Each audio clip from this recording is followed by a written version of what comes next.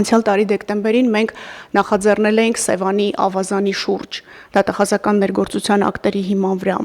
բացարձակ նիշից ցածր գտնվող գույքերի ապամոնտաժման աշխատանքները մեր գործընկերների հետ միասին, շրջակա միջավայրի նախարարության հետ միասին եւ փոխվարչապետի կողմից մտահոգություն հնչեց, որ կարծես թե process-ը դանդաղ է ընթանում, մենք դա ընդունեցինք ի գիտություն եւ որոշակի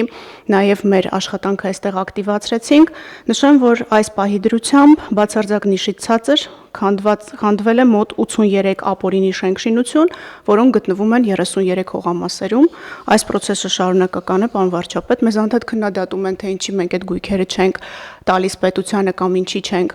տալիս որոշակի սոցիալական նպատակներով, նորից առիթն օգտագործելով կրկնեմ, որ այդտեղ սեփականության իրավունք լինել չի կարող եւ տարածքը մշտապես գտնվում է սոցիալական նպատակը ո՞ր է։ Ջրի տակ ասում են, այո, մենք ստիպված ենք եղել մի քանի անգամ պարզաբանել, հիմա էլ կցանկանամ նորից այս առիթն օգտագործել ու ասել, որ մենք որևէ մեկի, այդ թվում Հայաստանի Հանրապետության սեփականության իրավունքը չենք կարող այս գույքերի նկատմամբ